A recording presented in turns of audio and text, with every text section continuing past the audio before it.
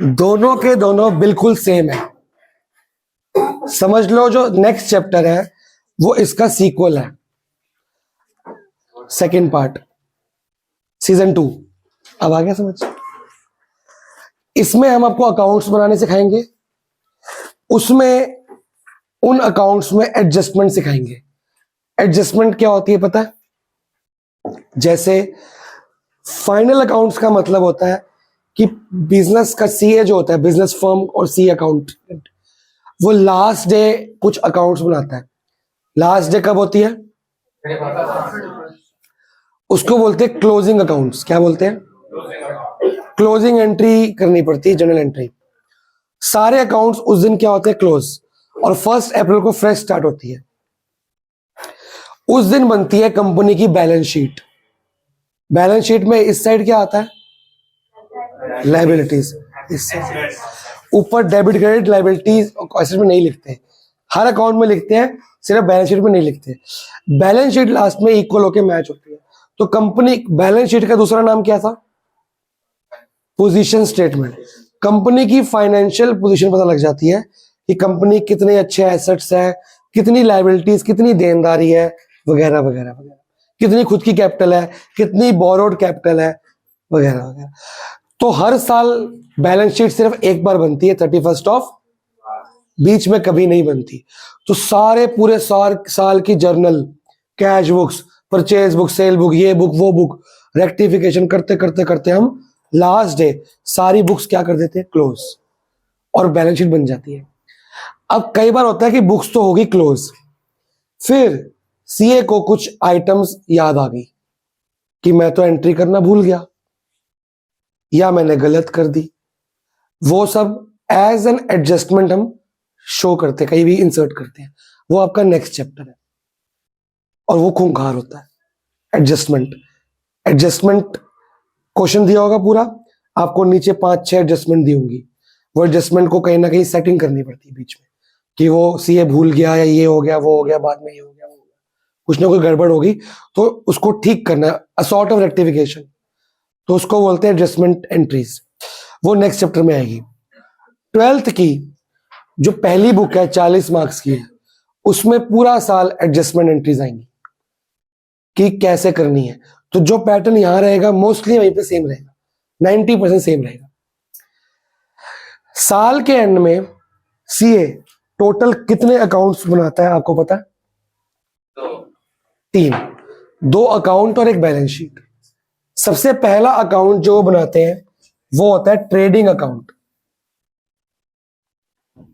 दूसरा profit and loss, जिसको PNL account बोलते हैं, प्रॉफिट एंड। तीसरी बैलेंस शीट। तो एक क्वेश्चन आएगा विद एडजस्टमेंट।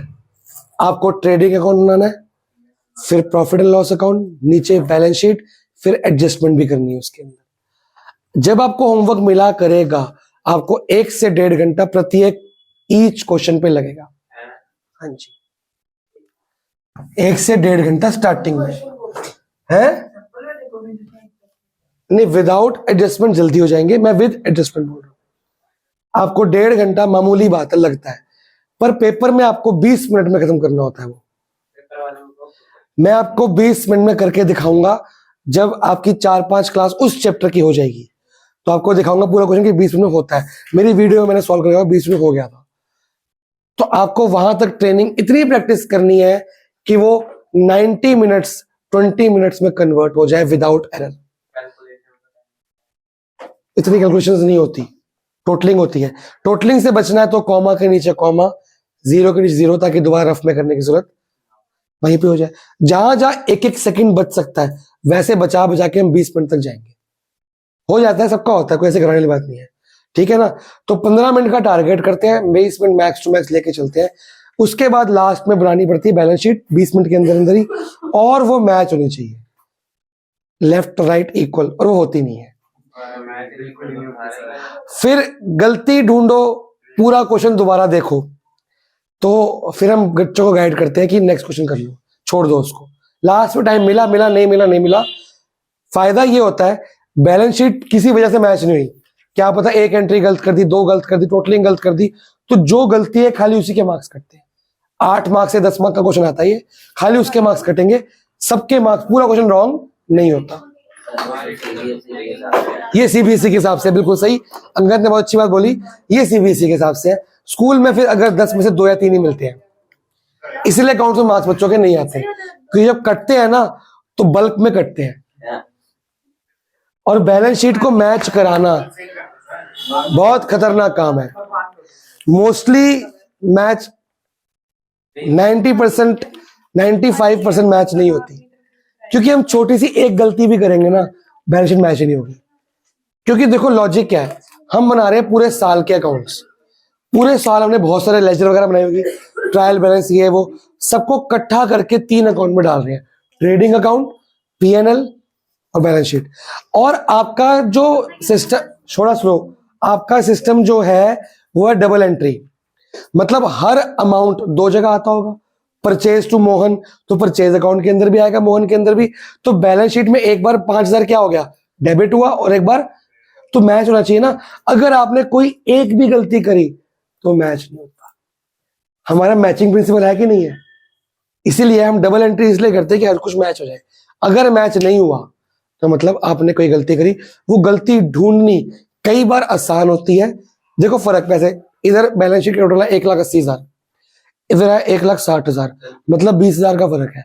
तो आप 20,000 को ढूंढोगे, 10,000 को ढूंढोगे, 40,000 को ढूंढोगे, वो सिखाऊंगा कैसे। कई बार कोई अमाउंट फटाफट मिल जाता है कि हाँ ये वाला अमाउंट गलत कर दिया, कई बार तो 3-4 गलतियां कर दी फिर नहीं मिलता। और इतना टाइम नहीं होता, जो बच्चे बड़े होशियार होते हैं ना कि क्वेश्चन गलत हो गया काट के दोबारा कर देते हैं, ये काट के दोबारा, ये वेलकम टू 12th क्लास शुरू हो गया। 12th में ऐसा कभी नहीं होता क्वेश्चन गलत हो गया काट के दोबारा करोगे, आप नेक्स्ट पार्ट पे जाओगे, नेक्स्ट क्वेश्चन करोगे, मौका मिला तो मिला, नहीं मिलता नहीं मोस्टली। तो कहने का मकसद ये है, इस चैप्टर की, इसकी नहीं, इसके अगले चैप्टर की, एडमिशन की बहुत ज्यादा लिखित में प्रैक्टिस करनी है, लिखित में, ओरल नहीं, वरना 20 मिनट में खत्म। शॉर्टकट कैसे है वो मैं सिखा दूंगा, कहां कहां टाइम बच सकता है वो मैम नहीं सिखाएगी, मैं सिखाऊंगा। एक तरीका बताऊंगा, वही फॉलो करना है, तो आपका 20 मिनट में अब भी हो जाएगा और 12th में भी हो जाएगा। 12th में 2 से 3 क्वेश्चन ऐसे आते हैं, तो 1 घंटा तो 3 क्वेश्चन में लग जाता है, 20 20 20 60, बाकी पेपर 2 घंटे का, बाकी पेपर करना पड़ता है, समझ रहे हो। तो भाई साहब कहां तक आप क्या करने वाले हो, क्या क्या मिस हो गया। लोग टेस्ट दे रहे हैं, आप हस्बेंड्री कर रहे हो, और मैथ्स का क्या क्या मिस हुआ, पेपर खत्म हो गए, अब रोज आना है, फ्राइडे सैटरडे भी आना है, और सारा मिस सर्कल्स चल रहा है। चैप्टर 4 हमारे फिनिश होने वाला है साइंस का, तो 2 चैप्टर पीछे रह गया, वो तो जाएगा ही, पर जल्दी जल्दी करो। शुरू करें जी, इंट्रो समझ आ गया। इस कोई भी अकाउंट के अंदर डेट का कॉलम नहीं आता, डेट हम ऊपर लिखते हैं, ट्रेडिंग अकाउंट एज ऑन 31 मार्च, जो भी साल दिया होगा, इन द बुक्स ऑफ जो बंदे का नाम दिया होगा। डेट का कॉलम इसलिए नहीं आता क्योंकि बनता ही लास्ट डे है, तो डेट का तो मतलब ही नहीं बनता। डेट में क्या डालोगे, कुछ डलेगा ही नहीं, तो ऊपर एक बार डेट डलती है, तभी इनको फाइनल अकाउंट बोलते हैं। 12th में एक भी चैप्टर नहीं है डेट के कॉलम वाला, सारे वो फाइनल अकाउंट ही है।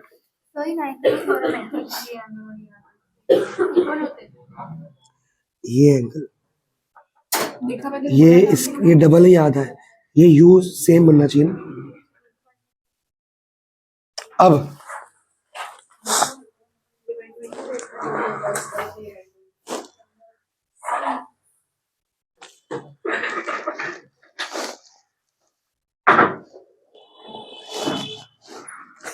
नई बुक दिखाना,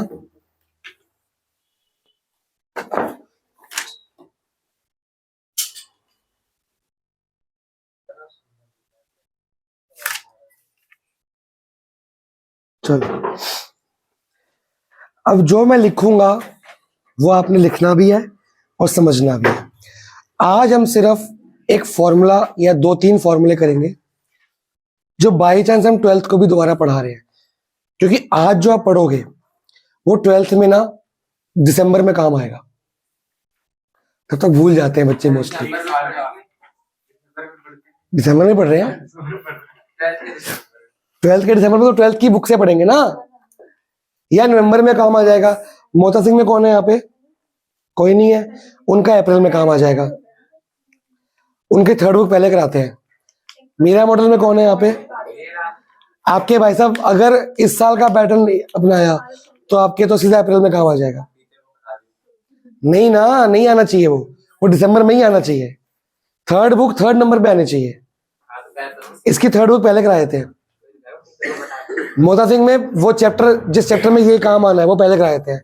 वो 10th में इसमें करा देंगे, 11th में करा देंगे उनको। तो 11th में 12th का एक चैप्टर करा देते हैं उनको, कभी आधा कभी पूरा। कोविड से कराते आ रहे हैं, पता नहीं क्या है। जब मैं था ना स्कूल मोता सिंह में, हमारे 10th में नहीं 9th में, सॉरी 9th में 10th का 40% सिलेबस करा दिया था। 40% हर साल कराते थे कि 10th का सिलेबस बहुत था उस टाइम पे। अब तो बहुत कम हो गया, तो इतना हो नहीं पाता टीचर से। और 11th में 12th का 50% सिलेबस करा दिया था हमको, इतना सारा 11th में। सोचो हम 12th के अकाउंट्स पढ़ रहे हैं, तो क्या क्या पढ़ रहे हैं, पागल। 11th तुम्हारी पागलों की तरह निकली थी कि 11th का पढ़े कि 12th का पढ़े, करे क्या? ट्यूशन में कोई पढ़ाता नहीं है, स्कूल से पढ़ना पड़ रहा था हमको।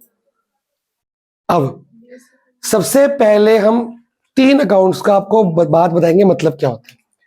बनाना नहीं है,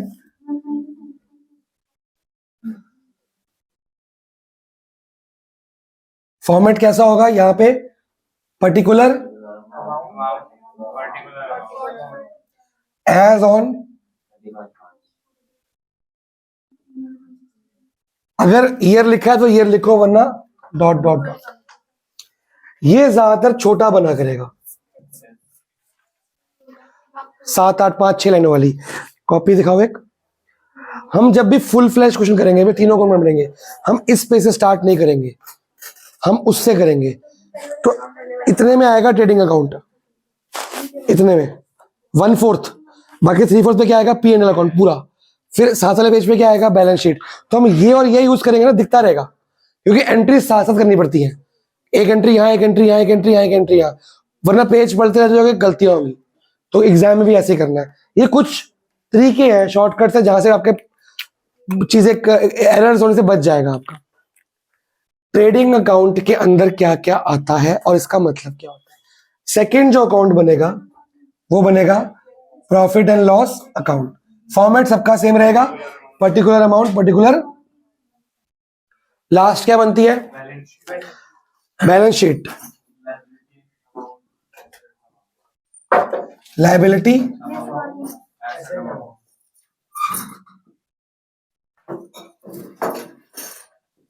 बनाना नहीं है किसी ने भी, सिर्फ समझना है। ये जो अकाउंट है वो अकाउंट नहीं है, तो इसके ऊपर डेबिट भी आएगा और क्रेडिट भी आएगा, उस पर नहीं आएगा। बहुत बच्चे गलती करते हैं भाई, उस पर लिख देते हैं या एसेट को इधर लिख देते हैं, ऐसा नहीं चलता। अकाउंट्स में फॉर्मेट के ही मार्क्स होते हैं। बच्चा खाली फॉर्मेट बना के छोड़ा, 1 मार्क्स मिलता है उसको। स्कूल में आता है, वैसे बोर्ड्स में 1 मिलता है। हम 1 दे देते हैं कि फॉर्मेट तो सही बनाया कम से कम। ट्रेडिंग अकाउंट में वो सारी चीजें आएंगी जो फैक्ट्री में होती हैं, मैन्युफैक्चर करते वक्त सामान। प्रॉफिट एंड लॉस में वो सारी चीजें आएंगी जो ऑफिस में होती हैं। ऑफिस का काम अलग होता है, फैक्ट्री का काम। बैलेंस शीट में सिर्फ एसेट्स और, ठीक है, कोई खर्चा बैलेंस शीट में, खर्चे इनकम वगैरह सब यहां पे। तो आपको अभी कॉपी में ये तीनों नहीं बनाने, सिर्फ ये बनाना है। अभी रुक जाओ, पहले देखो इसकी शुरुआत कैसे होती है। सबसे पहले 2, भाई वीडियो में आ रहा है? ओपनिंग स्टॉक क्वेश्चन में दिया होगा, क्वेश्चन नहीं देखना अभी सिर्फ। फिर बाय सेल्स, अकाउंट नहीं लिखते हम, बाय सेल्स। अब सेल्स के अंदर 2 बातें आती हैं। सेल्स का अमाउंट दिया होगा, यहां लिख दिया। कई बार सेल्स रिटर्न भी दिया होता है, जिसको हम रिटर्न इनवर्ड भी बोलते हैं। अगर रिटर्न इनवर्ड दिया है तो रिटर्न इनवर्ड लिखोगे, सेल रिटर्न दिया है तो लेस सेल्स रिटर्न। दोनों को क्या कर दोगे आपस में, आउटर कॉलम में सीसीसी, जो भी अमाउंट आएगा। या सेकंड ऑप्शन है कि सेल रिटर्न यहां नहीं लिखना चाहते तो टू से रिटर्न करके लिख सकते हो, कोई फर्क। जो चीज यहां माइनस होती है वो वहां की होती है, जो यहां माइनस होगी वो वहां की होगी। आप माइनस करके लिख लो, मार्क्स नहीं कटेंगे। आप टू सेल रिटर्न कर दो, मार्क्स नहीं कटेंगे। जो यहां माइनस है वो वहां पे ऐड हो सकती है, उससे आंसर भी सेम आएगा, फर्क नहीं पड़ेगा। सेल वहां पे आई है तो परचेज, परचेजेस लेस क्या होगा आउटर कॉलम में, ठीक है जी। लाइन कई बच्चे पता नहीं कहीं ऊपर बनाते हैं, कहीं नीचे, कहीं यहां बना देते हैं। इस अकाउंट में लाइन नहीं बनती, ये आउटर कॉलम है, ये इनर कॉलम बोलते हैं इसको। आज के बाद इनर कॉलम बहुत काम आएगा, एडजस्टमेंट वाले चैप्टर में बहुत काम आता है इनर कॉलम। समझ लो, इनर कॉलम परचेज हो गया, सेल हो गया। टू डायरेक्ट एक्सपेंसेस, वो सारे खर्चे जो डायरेक्टली प्रोडक्शन से रिलेटेड होते हैं। इसमें आते हैं, ये लिखना नहीं है पर बता रहा हूं खाली, इसमें आते हैं सारे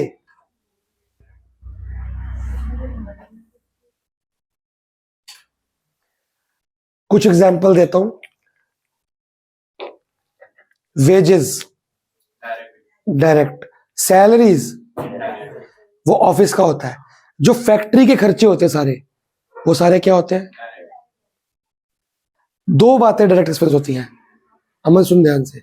दो बातें डायरेक्ट एक्सपेंस होती हैं, एक तो फैक्ट्री से खर्चे सारे, एक परचेज के खर्चे सारे। परचेज करते वक्त रॉ मटेरियल, परचेज करते वक्त कैरेज इनवर्ड, एक होती है कैरेज, वो होती है सेल करते वक्त, वो नहीं।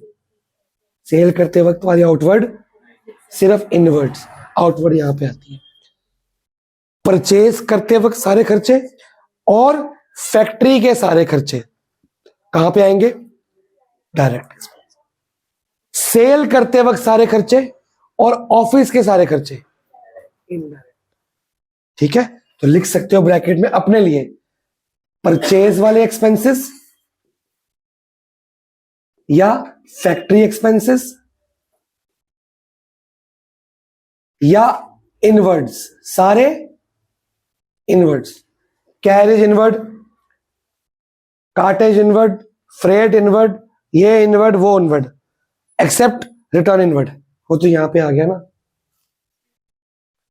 वो रिटर्न तो गुड्स होते हैं ना। सारे इनवर्ड, इनवर्ड क्या होता है, कार्टेज इनवर्ड, परचेज करते वक्त किराया दिया, फ्रेट इनवर्ड, परचेज करते वक्त फ्रेट दी हमने। तो परचेज करते वक्त के सारे खर्चे, फैक्ट्री के सारे खर्चे कहां आएंगे, इसमें क्या आएगा, इनडायरेक्ट। सेल्स के एक्सपेंसेस, आउटवर्ड्स, सारे outwards, cartage outward, carriage outward, freight outward, ठीक है। और ऑफिस के खर्चे, तो सिमिलरली वेजेस यहां पे आ गई और सैलरीज नीचे आ गई। फ्यूल का आएगा, फ्यूल क्योंकि फैक्ट्री में लगा होगा। पावर, इलेक्ट्रिसिटी एक्सपेंस यहां पे आएगा, पावर यहां पे है, पावर जनरेटर से आती है, फैक्ट्री में लगता है वो। ऑफिस में कौन सी पावर चाहिए, इलेक्ट्रिसिटी एक्सपेंस। डेप्रीसिएशन कहां पे आएगी,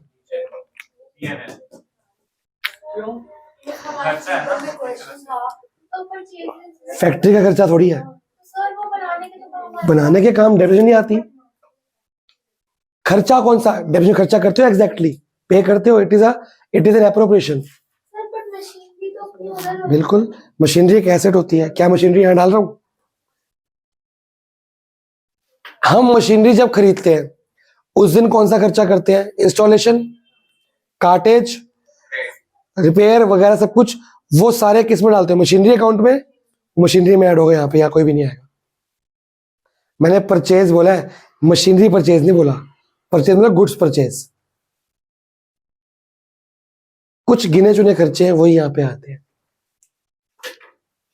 अगर क्वेश्चन में वर्ड आ गया वेजेस एंड सैलरीज, फिर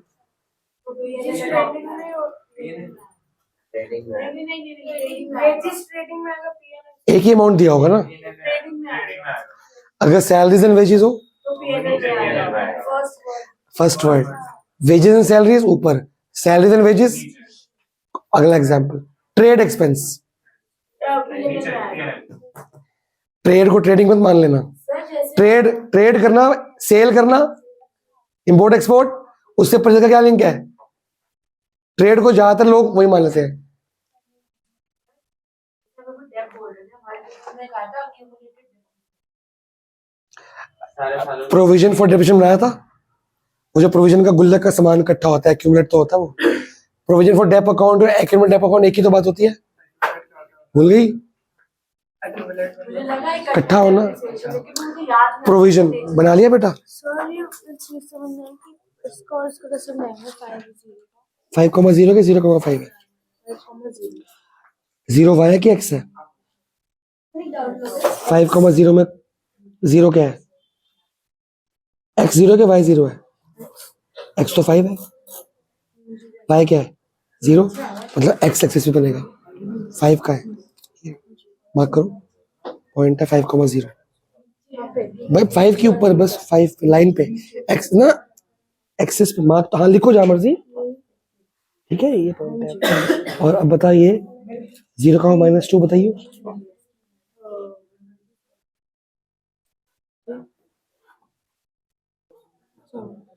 0,-2 में x 0 है, y तो y पे मार्क करेंगे।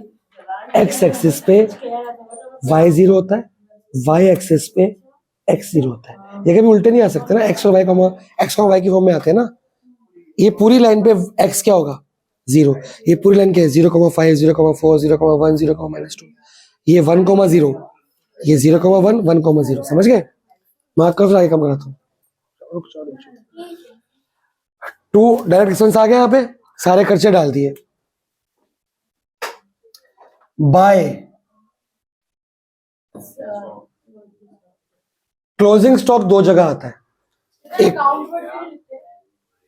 फॉर्मेट है बेटा, फॉर्मेट ऐसा ही है।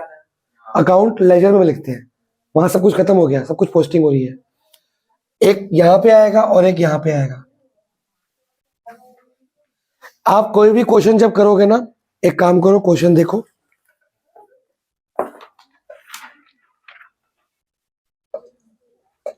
क्वेश्चन फुल फ्लैश जहां पे आएंगे ना, फुल फ्लैश क्वेश्चन 16 से शुरू हो रहे हैं, दिख रहे हैं? फाइनल अकाउंट लिखा है। देखो हर क्वेश्चन में कुछ सामान दिया हुआ है लाइन वाइज, लेकिन क्लोजिंग स्टॉक लाइन वाइज नहीं लिखा हुआ, अलग से लिखा है, अलग से एडजस्टमेंट आती है। और एडजस्टमेंट की पहचान है कि वो लाइन वाइज, और एडजस्टमेंट की 2 एंट्री करनी होती है हर बार। एडजस्टमेंट का क्या मतलब होता है कि ये कुछ करना गलत हो गया है, भूल गए, तो उसकी डबल एंट्री करनी पड़ेगी ना, तो सारी एडजस्टमेंट 2 बार आती है। लेकिन जो लिस्ट दी हुई है क्वेश्चन में, वो ऑलरेडी डबल एंट्री हो के आई है, उसकी 1 बार एंट्री करनी होती है खाली। तो जो क्वेश्चन में सामान दिया होगा वो 1 बार किया जाएगा, इस चैप्टर में भी, नेक्स्ट चैप्टर। एडजस्टमेंट जो बाद में दी होती है वो सब 2 बार आती है, और उनका नेचर, हर चीज 2 बार आएगी एडजस्टमेंट में। एक बार वो डेबिट होती है, एक बार वो, अब यहां पे क्लोजिंग स्टॉक क्या हो रहा है, और यहां पे डेबिट, क्योंकि एसेट का नेचर क्या होता है, एक बार डेबिट हो गई, एक बार क्रेडिट हो गई, खत्म। आंसर कभी गलती नहीं आएगा। हम गलती से 2 बार डेबिट कर देते हैं, या 2 बार क्रेडिट कर देते हैं, या कुछ गड़बड़ कर देते हैं, तो हमारा बैलेंस शीट मैच नहीं होती। अगर हर एडजस्टमेंट को एंट्री करो इसकी,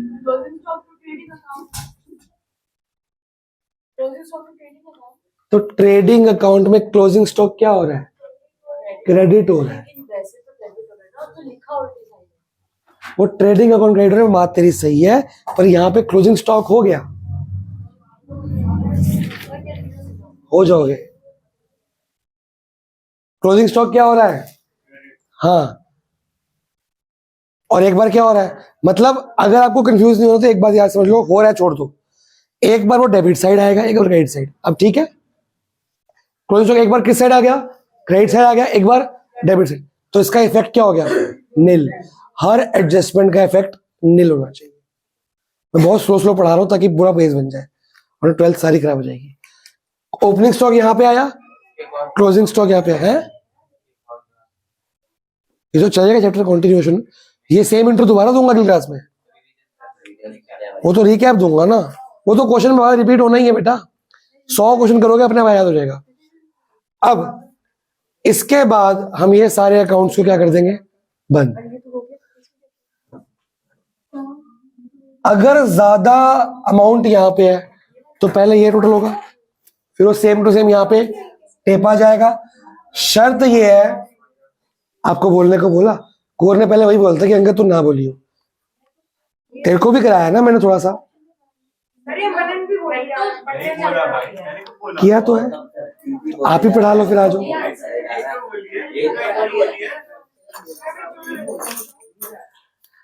बाकी बच्चों को सीखने दोगे।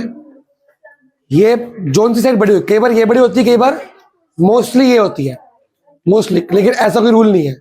थोड़ा सा स्लो मेयर, अगर टोटल यहां पे आया तो बिल्कुल सेम लाइन में आना चाहिए, ये ऊपर नीचे, ठीक है।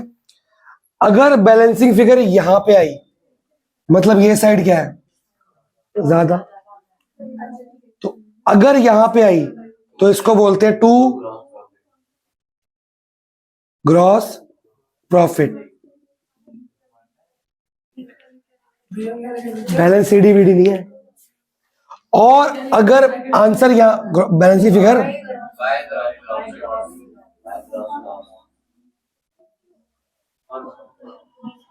ये स्टार मार रहा हूं ऊपर, इसका मतलब दोनों में से एक आएगी।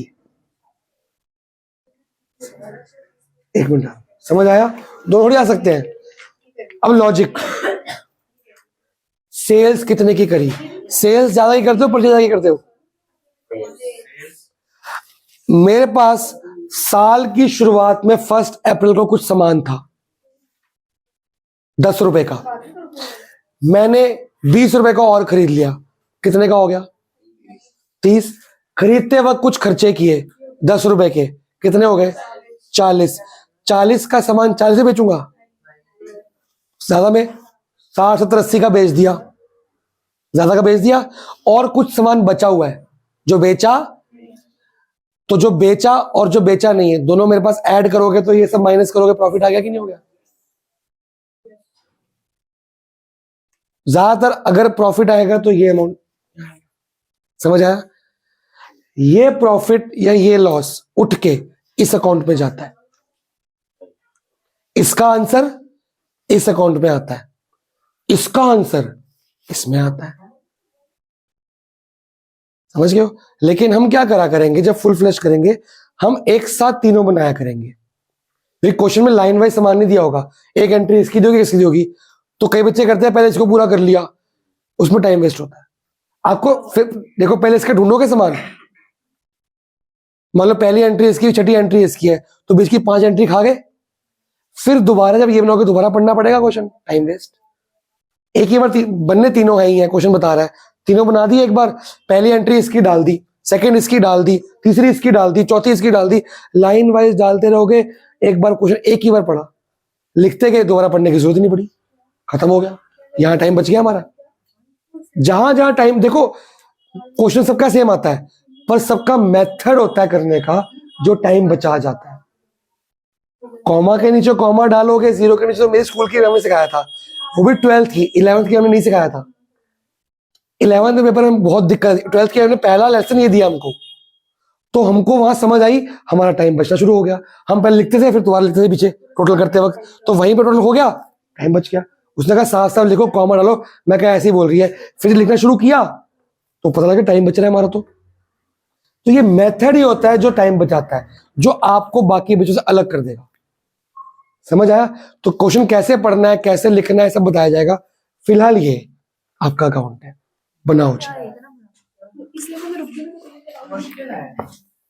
ये मुश्किल है तो अभी 12th में छोड़ दें हम अकाउंट्स।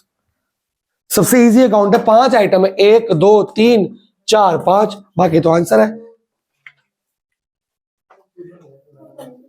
अब तो शुरुआत हुई है। ये दोनों ट्रायंगल्स कॉन्ग्रुएंट करने हैं, एक ये आगे और एक ये आगे। कौन से कॉन्ग्रुएंट करने हैं? ये वाला और ये वाला। कॉन्ग्रुएंट करने क्यों है? उससे फिर ये AM = MB आ जाएगा, फिर ये दोनों ये तरीका तो मैंने सिखाया ही नहीं। मैंने तो सिखाया नहीं, मैंने सिखाया था पहले बड़े ट्रायंगल पूरे पूरे, इनको कॉन्ग्रुएंट करोगे, इससे ये एंगल और ये एंगल इक्वल आएगा। फिर ये वाला एंगल एबीपी कॉन्ग्रुएंट करोगे, जो इसका सीपीसीडी आया था ना पहले वाले का, वो यूज करोगे। नहीं, पर अगर इन दोनों को कॉन्ग्रेट कर देते हैं उससे होगा ही नहीं ना कॉन्ग्रुएंट, वो हो ही नहीं पाएंगे। आप बड़े वाले करोगे पहले एसएसएस से, उससे ये और ये क्या आएगा सीपीसीडी। सेकंड फिर ये करोगे एसएएस से, ये यूज करोगे उसमें, उससे ये इक्वल टू ये 90-90 आ गया। कौन से दो कॉन्ग्रेट करने बाद में?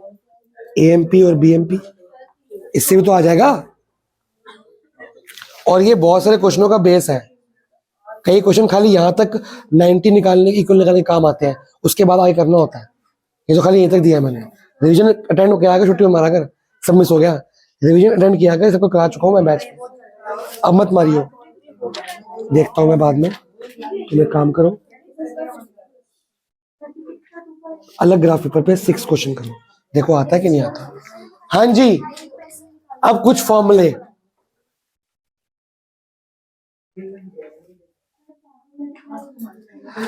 ये जो आंसर ग्रॉस प्रॉफिट हमारा निकला है, ये विदाउट ट्रेडिंग अकाउंट भी निकल सकता है। इसका फॉर्मूला वो तो क्वेश्चन बताएगा ना कि अकाउंट बनाना है कि ऐसे निकालना है। जब फाइनल अकाउंट बनाना होगा तो बनाने पड़ेंगे, आगे 12th में बनाने पड़ेंगे। पर एक फॉर्मूला है, अगर क्वेश्चन बोलता है कि निकाल दो आंसर ग्रॉस प्रॉफिट, तो आपका निकल जाएगा ऐसे ही। एक फॉर्मूला ओरल बनाओगे मन में, sales plus closing stock minus opening stock minus purchases minus direct expense, क्या आ गया ग्रॉस प्रॉफिट। ये माइनस ये करोगे। अब ये बनता कैसे है, कुछ शब्द हैं, पहले आप बताओ ग्रॉस प्रॉफिट और नेट प्रॉफिट में क्या फर्क है। शार्क टैंक देखते हो, वहां पे 2 बातें आती थी, ग्रॉस प्रॉफिट अलग है, नेट प्रॉफिट अलग है। इस अकाउंट का जो आंसर आया उसको बोलते हैं ग्रॉस प्रॉफिट, पीएनएल अकाउंट का जो आंसर आएगा उसको बोलते हैं नेट प्रॉफिट। पीएनएल अकाउंट में इस तरफ आते हैं सारे इनकम्स, क्या आती हैं, पैसा आया कितना है ऑफिस में, और यहाँ पे सारे खर्चे जो बचे हुए हैं, तो आया माइनस गया, क्या बचा, नेट प्रॉफिट। और यहाँ का ग्रॉस प्रॉफिट इस साइड चला जाता है, वो भी ऐड कर देते हैं। समान, अमन तू बता ग्रॉस प्रॉफिट और नेट प्रॉफिट का फर्क। ग्रॉस प्रॉफिट के अंदर हम प्रॉफिट के बिना निकालते हैं और नेट प्रॉफिट में इस प्रॉफिट को ऐड करके निकालते हैं। प्रॉफिट तो निकला है, प्रॉफिट भी ऐड कर देंगे। सारे एक्सपेंस को हटा के उसमें ना जैसे ये वाले एक्सपेंसेस तो कट रहे होते हैं, बट जो अपने इनडायरेक्ट एक्सपेंसेस होते हैं वो होते हैं, तो हमें वो रिमूव करने होते हैं। जब वो रिमूव हो जाते हैं तो वो हमारा प्रॉफिट होता है। सोल प्रोवाइडर हूं मैं, मैंने मैंने मार्कर बनाए, 1000 मार्कर बनाए। 1000 मार्कर बनाने के लिए स्टॉक लगा, परचेज किया होगा रॉ मटेरियल परचेज करके मार्कर में कन्वर्ट किया और बेच दिया। ये बनाने का मेरा खर्चा आया था 7 रुपए। कितने का, एक मार्कर कितने का पड़ा मेरे को बना के पूरा कंप्लीट करके, सारे ये वाले खर्चे लगा के, ये वाले नहीं, फैक्ट्री के खर्चे मिला जुला के कितने का पड़ा मेरे को, 7 रुपए कॉस्ट पड़ी। क्या बोलते हैं इसको, कॉस्ट। मैंने बेचा कितने का, 10 रुपए का, तो कितना पैसा बचा, ये ग्रॉस प्रॉफिट है। 7 का बना के 10 का बेचा, कितने पैसे बचे, 3, तो ये प्रॉफिट हुआ। क्या ये 3 रुपए मैं घर लेके जा सकता हूं, नहीं। इसमें से मैं अब सैलरीज दूंगा, डेप्रिसिएशन दूंगा, ऑफिस के खर्चे दूंगा, मोबाइल के बिल दूंगा, वो सारे खर्चे मिला जुलो के 1.5 रुपया पर मार्कर पड़ रहा है, 1.5 रुपीज। तो कितने पैसे बचे अब, 1.5, 3 रुपये हो जाता ना, 1.5 रुपये, चलो 1 रुपये खर्चा पड़ा, 1 रुपये खर्चा कम हो गया, 2 रुपये बचे, वो मेरा नेट प्रॉफिट है। नेट जो घर लेके पॉकेट में जाऊंगा, मेरे पॉकेट का प्रॉफिट कितना है, नेट प्रॉफिट।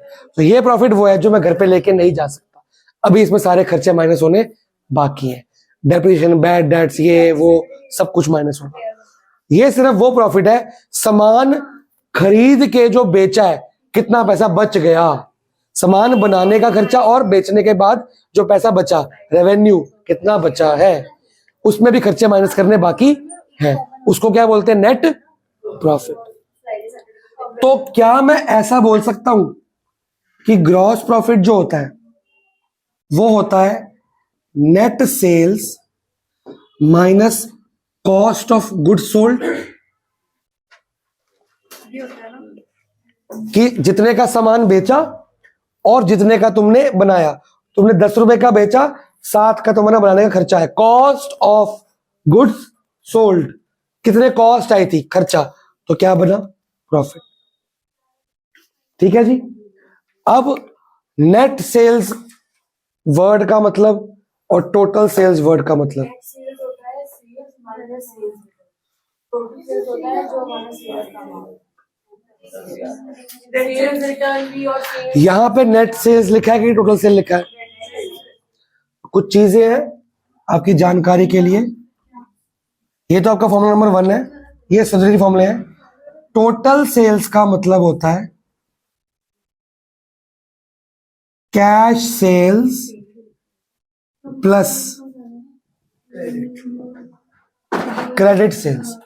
जो कैश में बेचा और जो सेल्स बुक का अमाउंट है, ये कैश बुक की सेल्स और सेल्स बुक की सेल्स, ये सब कुछ क्या बनती है, टोटल सेल्स। यहां टोटल सेल्स है कि नेट सेल्स है? तो नेट सेल्स कैसे निकलती हैं? वो निकलती है टोटल सेल्स में से सेल्स रिटर्न को माइनस करके। जब भी नेट वर्ड आएगा ना, मतलब रिटर्न माइनस किया हुआ। टोटल आएगा तो रिटर्न माइनस अभी होना बाकी है। एक फॉर्मूला पूछूं आपसे, नेट क्रेडिट सेल क्या होगा? Credit sale minus cell return. Net net मतलब रिटर्न माइनस करनी है, तो मेरे को नेट क्रेडिट सेल, तो क्रेडिट सेल में से रिटर्न माइनस कर दो बस, नेट क्रेडिट सेल। फॉर्मूला पूछा हुआ, ठीक है ना। नेट सेल मतलब टोटल सेल में से माइनस कर दो। समझ गए? क्योंकि ये कंसेप्ट अगले चैप्टर में भी आएगा, उसके लिए भी आएगा और 12th में तो आएगा ही आएगा। तो नेट वर्ड मतलब रिटर्न क्या रखिए, माइनस। तो क्या ये जो सेल डाली बाय सेल्स अमाउंट, जो सीसीसी आया, ये नेट सेल है कि टोटल सेल है? ये ए क्या है, total sale minus return, net cell. और परचेज कौन सी है, ये वाली नेट परचेज है। ये कौन सी परचेज है? तो टोटल परचेज क्या होगी, cash purchase plus credit purchase. उसमें से क्या माइनस कर दोगे, परचेज रिटर्न, तो क्या आ जाएगी, नेट परचेज। हमें कौन सी चाहिए, नेट परचेज। तो नेट सेल समझा कैसे निकल गया? कई बार आपको नेट सेल डायरेक्टली दिया होगा, कई बार ये फालतू का सामान दिया होगा, तो यहां से निकाल के ये आ जाएगा। अब आता है मोस्ट इंपॉर्टेंट फॉर्मूला, सब लिखना है। COGS, cost of goods sold का फॉर्मूला। एक मिनट रुक जाओ। Opening stock plus purchases, obviously net होंगी, मतलब माइनस करके purchase return, plus direct expenses minus closing stock. ये आपका कॉग्स निकालने का फॉर्मूला है और ये मरते दम तक आएगा। 12th में तो काम आएगा, कॉलेज में भी काम आएगा, तीनों साल। मैंने जब बिजनेस स्टार्ट किया था ना, सबसे ज्यादा मेरे को ये फॉर्मूला काम आया था, क्योंकि मैं अपने अकाउंट्स खुद बनाता था। तो एज ए सोल राइटर सबसे ज्यादा काम ये आता था। अभी रुको, बच्चों को पढ़ाने दो, जब सही टाइम आएगा तो। किसी ने पूछा, जब क्वेश्चन में आएगा बता दूंगा। आपको अलग प्लेनेट का क्वेश्चन क्यों पूछना होता है? क्या हुआ, जल्दी करो यार, इतनी देर लगती है। कौन सा क्वेश्चन दिया मैंने? 6 दिया है।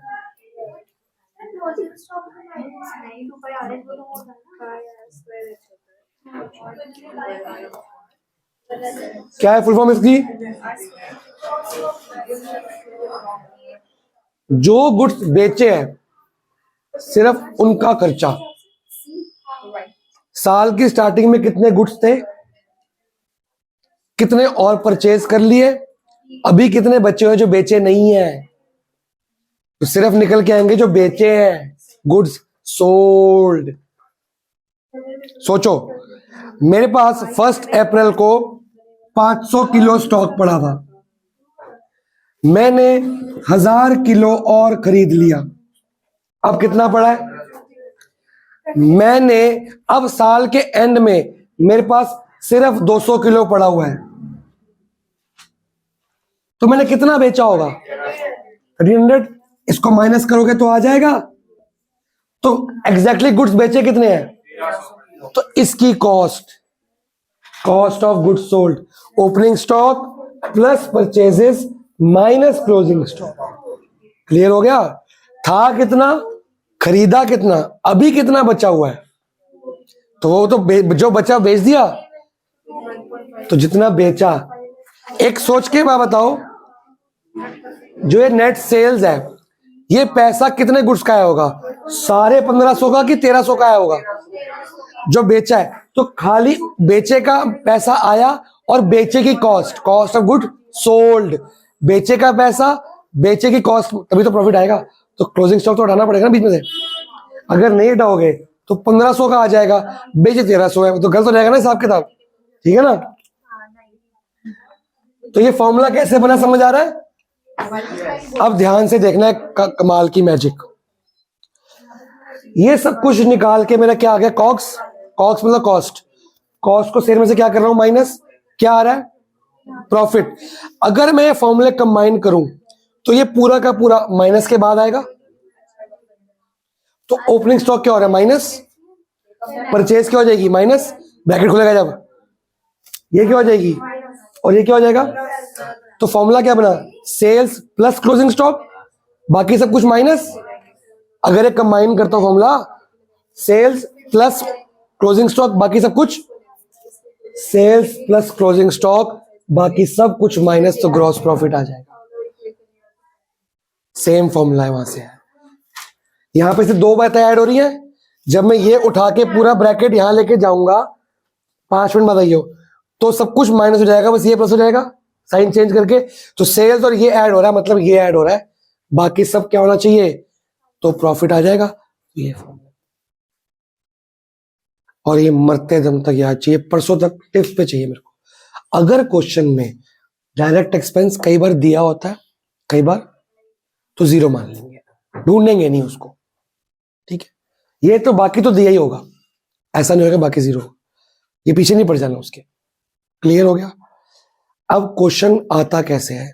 किस किस बच्चे ने मैथ्स छोड़ दी? आओ मैथ्स पढ़ते हैं। मैं आपको ओरल बोल रहा हूं। नेट सेल हुई है 100 रुपए की, कॉस्ट आई 80 रुपए, प्रॉफिट बताओ। क्वेश्चन ऐसे बोलेगा नहीं, लेकिन क्वेश्चन बोलेगा ग्रॉस प्रॉफिट जो हुआ है 20% ऑन कॉस्ट हुआ है, और कॉस्ट तो पता ही नहीं, तो कॉस्ट को क्या ऐड करोगे? एक्स। तो ये क्या हो गई? 20% ऑफ एक्स, मतलब x/5, वो कट जाएगा और ये अमाउंट दिया होगा, तो ये x उधर जाके ऐड होगा, सब कुछ करके एलसीएम होगा। ये पूरी 12th आएगा भाई साहब। मैंने पहले कहा था अकाउंट्स मत लो। मोस्टली क्वेश्चन में ग्रॉस प्रॉफिट का अगर परसेंटेज दिया है, मैंने अभी क्या बोला? मैंने क्या बोला है? इनको गंदी है, इनको अच्छी है, क्या आप आपस में लगे हुए हो? तो तूने जवाब देना जरूरी है, उसको चुप करने को बोल रहा है। मोस्टली क्वेश्चन में जब भी ग्रॉस प्रॉफिट पे परसेंटेज दी होगी, वो ऑन कॉस्ट होगी, या तो मेंशन होगी या मेंशन नहीं होगी। तो आपको क्या मानना है? ऑन कॉस्ट, क्योंकि आप कॉस्ट पे परसेंट लगाओगे ना, कि मैंने यार 100 रुपए की चीज बनाई, उस पर 20% प्रॉफिट लिया, 120 की बेच दी। कई बार क्वेश्चन बोलेगा ऑन सेल, तो परसेंटेज हम ऑन सेल लगाएंगे। कुछ याद आया? जीएसटी आया याद? हम पहले परचेज, उसमें से क्या करते हैं? ट्रेड डिस्काउंट माइनस, पहले प्रॉफिट ऐड, आंसर आया trade discount minus cash discount, फिर फाइनल आंसर। जो कैश डिस्काउंट निकलता है वो परचेज का जो अमाउंट ऊपर आता है माइनस करके, उस पर निकालते हो, फिर नीचे सेलिंग प्राइस निकलता है एग्जैक्ट। कई बार सेलिंग प्राइस दिया होता था, हम उसको एक्स लेट करके आंसर उल्टा निकालते थे। ऐसा नहीं करना। अगर 20% ऑन कॉस्ट है तो 20% ऑन सेल वो नहीं हो सकता, कुछ और परसेंट होगी वो। जब कराऊंगा तब बताऊंगा कैसे करना है। वो एक्स लेके हो जाएगा, इजीएस्ट वे है। अब जो बच्चे छुट्टी मारेंगे या मेरा ये एक्स का मेथड फॉलो नहीं करेंगे, उनके पास सेकंड मेथड है जो बुक में दिया हुआ है, वो बुक में हर क्वेश्चन के लिए मेथड अलग है, सारे याद कर लो या एक एक्स याद कर लो। तो जो क्लास में ध्यान नहीं देगा वो बाद में भूल जाएगा, फिर वो बुक से रट्टे मारेगा। तो आपके लिए सेकंड ऑप्शन है, अगर आप भूल जाओगे आप दोबारा मेरे पास आओगे या मेरी वीडियो देखोगे, मेथड मेरा फॉलो करोगे, कॉलेज तक एक ही मेथड से काम चल जाएगा, एक ही मेथड। देखिए मैथ्स के स्टूडेंट है, हमको मैथ्स आती है, हमको मैथ्स में शॉर्टकट्स आते हैं कि वो मैथ्स का मेथड यूज करके हम पूरे 5 साल के अकाउंट्स कर लेंगे, या हर क्वेश्चन का अलग फॉर्मूला बनाओ अपने आप, करते रहो। मैम सिखाएगी 100 लो, 80 लो, 20 लो, वो किसी क्वेश्चन में कैसा लगता है, किसी क्वेश्चन कैसा लगता है, वो हो जाओगे कंफ्यूज। मैं ऐसा कुछ सिखाऊंगा ही नहीं जो कंफ्यूज करेगा, मेथड ही है कि कंफ्यूज कैसे हो जाओगे। सिंपलेस्ट बचपन से लेट करने वाला एक्स, मैथ्स को यूज करो, बुक में दोनों है, गलत कोई नहीं होगा। आज का नोट करो, परसों तक मेरे को 2 साइड सारी, बाई साइड सारी, फॉर्मूला नंबर 1, 2 और ब्रैकेट फॉर्मूलाज सब ऑन टिप्स चाहिए। किसी ने कॉपी खोल के देख के बताते वो मैं क्लास से बाहर निकाल दूंगा, क्योंकि अगर ये याद नहीं हुआ क्वेश्चन करने का फायदा ही नहीं है। 1 घंटे का इंट्रो दिया इसलिए दिया है ताकि बेस पक्का बने तुम लोग का। इसकी वीडियो थी नहीं तभी बनाई मैंने।